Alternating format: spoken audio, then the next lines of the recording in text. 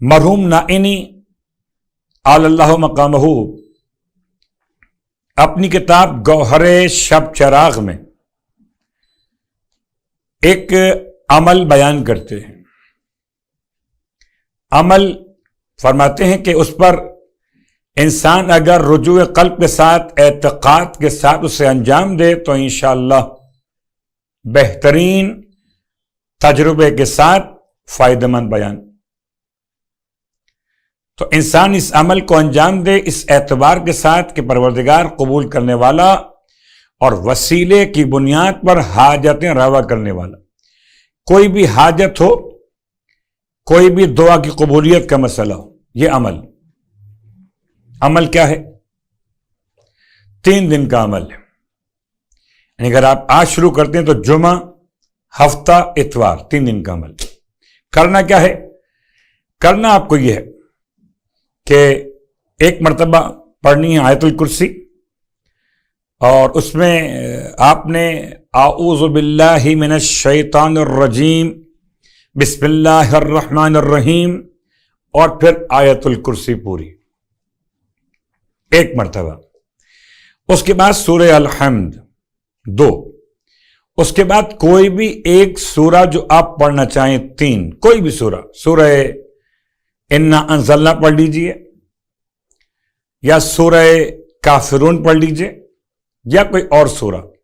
تو کوئی ایک سورہ قرآن مجید کا الحمد کے بعد 3، آیت الکرسی، سورہ الحمد، اور کوئی ایک سورہ قرآن مجید کا. نمبر 4،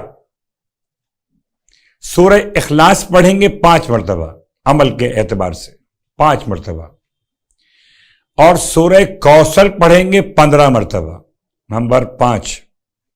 نمبر 6، 100 مرتبہ درود کی تلاوت کریں گے.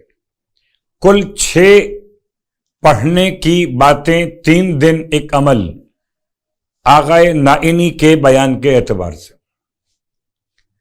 میں پھر دہراتا ہوں. نمبر 1 آیت الکرسی، اعوذ باللہ اور بسم اللہ کے ساتھ، سورہ الحمد، اس کے بعد کوئی ایک سورہ.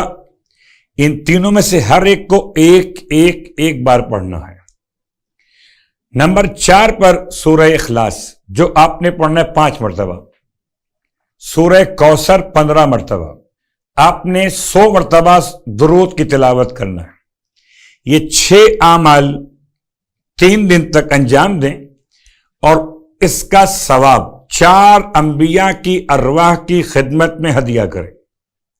حضرت آدم صفی اللہ علیہ السلام، حضرت ابراہیم خلیل اللہ علیہ السلام، حضرت موسیٰ کلیم اللہ علیہ السلام، اور سرکار ختم یہ مرتبت احمد مجتبیٰ محمد مصطفیٰ صلی اللہ علیہ وآلہ وسلم.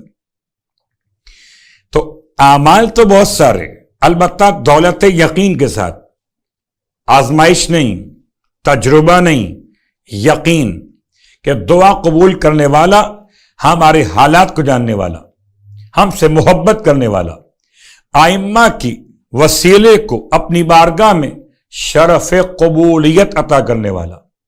اس یقین کے ساتھ آپ عمل انجام دیجیے انشاءاللہ. اگر پروردگار کی طرف سے کوئی اور میرے اور آپ کے حق میں بہتری نہ ہو اس میں کہ اس کے علاوہ کام کیا جائے تو یہ کام ہو کر رہے گا انشاءاللہ. پروردگار ہم سب کے اعمال اور دعائیں اور نمازیں سب قبول فرمائے انشاءاللہ. بحق محمد و آل محمد علیہم الصلاۃ والسلام.